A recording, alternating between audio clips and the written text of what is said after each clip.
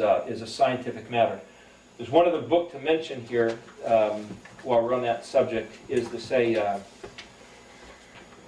Isaac Moseson, The Origin of Speeches, Intelligent Design and Language, From the Language of Eden to Our Babel After Babel. He suggests that the original language, he's not calling it Hebrew, but he's calling it the Edenic language, as if from the Garden of Eden, where at the time of the Tower of Babel, which is a couple hundred years after the Noah's flood, there was the event that the Almighty caused languages to bifurcate, to split, to branch and become at least 70 primary roots of languages, which then became the hundreds of languages that we have. And he has actually studied hundreds of languages and show how the basic roots of all the words can be mapped back to their Edenic root. And he goes through at least 7 different types of, you might say, permutations where R's and L's are quite often shifted. So, for example, Oriental people have a tendency to take English R's and L's and get them backwards. And that's typical, and B's and P's, and D's and T's. And sometimes they'll take, an N will be thrown in, and an N sound, and sometimes the phonetic consonants will be shifted. And he's mapped hundreds of words where this just happens.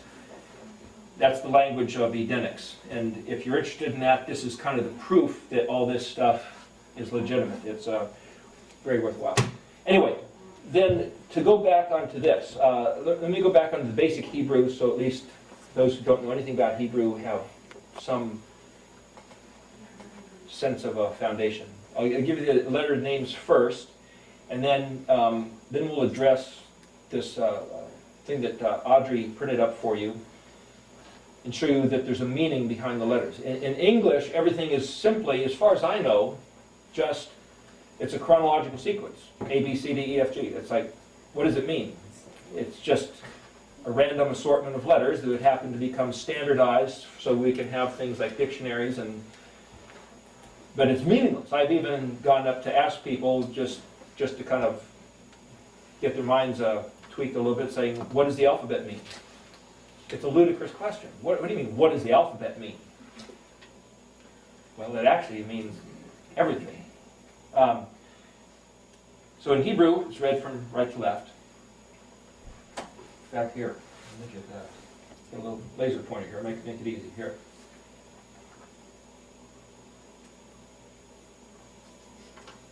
Aleph,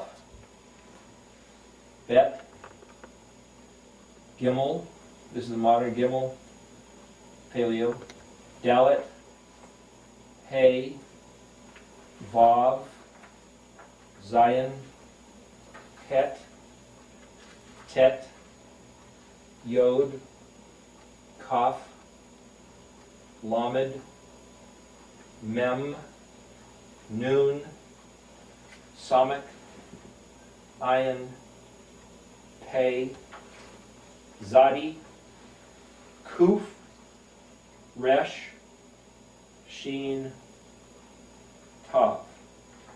22 letters. Now, just to give you a reference for the phonetic sounds, that's our letter A. It's the English letter B. That's in the position of the C, but it's actually a G sound, where we get the word camel. In Hebrew is a gimel. You can notice the similarity between the words camel, gimel. D, Dalet. That's our letter E, but it's pronounced as an H. It's the letter Hey, and it means the, as if you're pointing to something and saying the letter there. So it's an E and an H. This is a Vav, which is kind of in the position of our letter F, but it's pronounced as a U, a V, an O, or a W. There's 4 different pronunciations for that letter. Zion is pronounced as a Z, so there's no space for a G. So see, in English they shifted, the G sound is taken from here, so there's no letter C, but that comes out of the K. And so you'll see in English how things got a little scrambled. English came right out of Greek, which well, basically Latin, which came out of Greek, which came out of Phoenician, which came out of Hebrew. So you could say, well, what's the difference between Phoenician and Hebrew? Well, most people think this is Hebrew and this is Phoenician. I'll address briefly what the Phoenician thing is, but let me go through this and keep on this track first. So that's the pronunciation of a Z, Zion. Chet is basically in the position of the H, but it's pronounced not exactly as a CH, but that's where we get the spelling of the word Chanukah, or pronounced Hanukkah, but it's really Hanukkah. It's this guttural sound. So I write it, I've tried to develop my own little mechanism, but I write it with a CX, because it's not a CH, because that's, we think, English. And it's not an H, though it's in the position of the 8th letter, which is an H. So that's why you see Hanukkah written with an H or a CH. But if I write it CX, then I know it's like a Hanukkah. Again, that's for myself. Here, let me make mention before we go here. There's a reason why this is formatted like this, which I'll explain in a minute. And het here is the beginning of a confound, a compound. It's a gate into, as it were, a sheepfold. So it's a good place to stop and make mention of this. If you think in English, and if you read English, and if you orientate everything according to English, your inner, you might say your mind, your brain mechanism, is keyed in a certain format. If you think in Hebrew, it's going to be a different format. And you could say, well, everything's just fine, you know, everybody speaks a different language and everybody has a different frame of reference. It makes a big difference. So the more we can assimilate this, I think it has a working on our inner being. It recalibrates our mind, our heart, our disposition, and I'll try to get to explaining why. But therefore, to say, well, let's just call this CH, it's different. If you think of it as an H or a CH, you're thinking English. If you think of it as CX, that doesn't fit. That's right, it doesn't fit. It's now like throwing a wrench in the works, and now you've got to grind your gears into a different frame of thinking. The reason why this is important is because I believe that these letters came right from the Almighty as He made creation. I personally believe that this alphabet is the blueprint that the Almighty used in making the creation and in revealing Himself to His creation. Therefore, these are not just one of the various languages after Babel.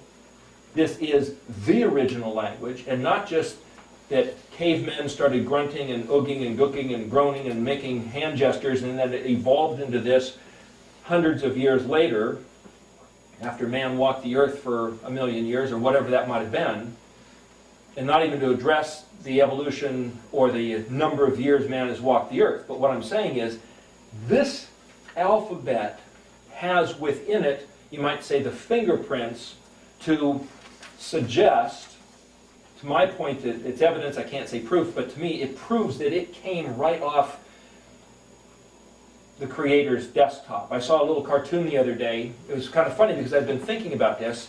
It was Bizarro's Bizarro cartoon in the Sunday comics, and it showed a picture of the Garden of Eden with some animals around, and a piece of paper had fallen off and was laying by a bush. And the title of it said something like Adam finds God's to-dos list, and it said, make universe, create animals, you know. It was like, wow, imagine such a weird thing, you know, that the Creator Himself had a to-do list, and He says, I'm going to do this and this and this and this and this. It's like, that's exactly what this is. This is His to-do list. Exactly. It's the map or the sequence of making the days of creation, the 7 days, and the 7 festivals, and everything that He was going to do, initiated, made, and then what's going to happen next, and for us to regard, and it reveals the character, nature, and mission of the Messiah. It's His to-do list. This isn't just a Hebrew. This isn't just a different language. This isn't just a piece of curiosity. This is everything that the Creator decided to reveal about himself is right here. It's mutated into Greek, and mutated again into Latin, and yet again into English. And we can say, oh, well, we think we know what it says. But what he actually said is right here.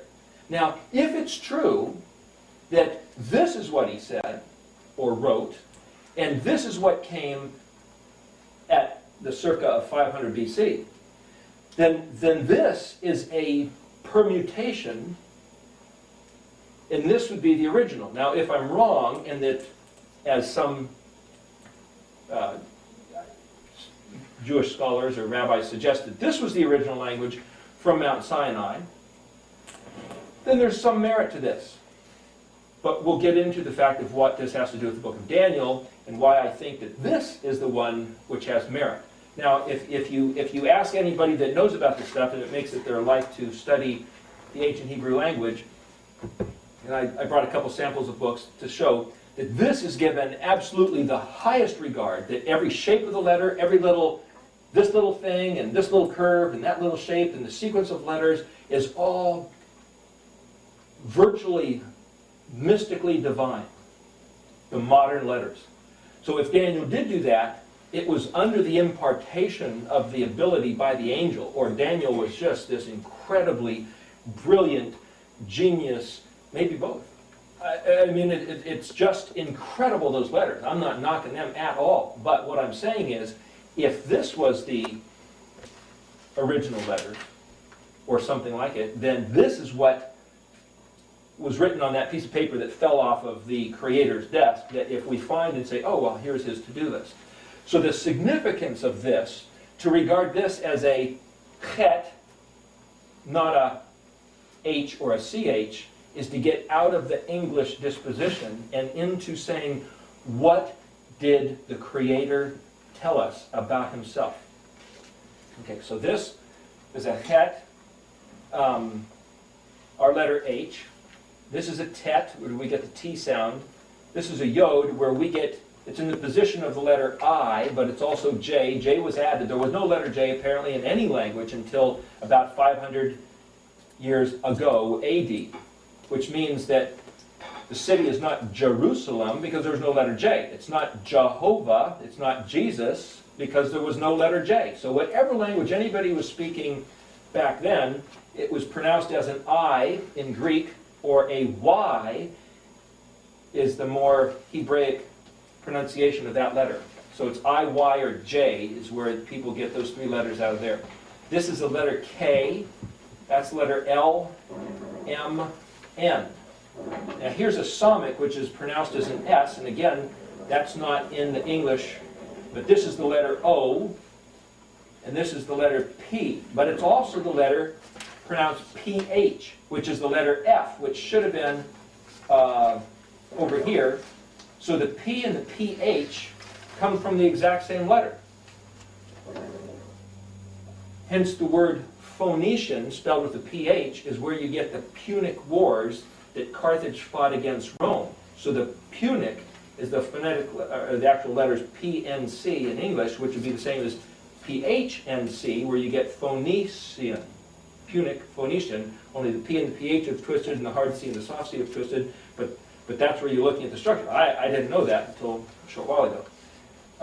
For years I didn't know that. Anyway, this is the letter Zadi, where it's actually pronounced as a TZ or a TS.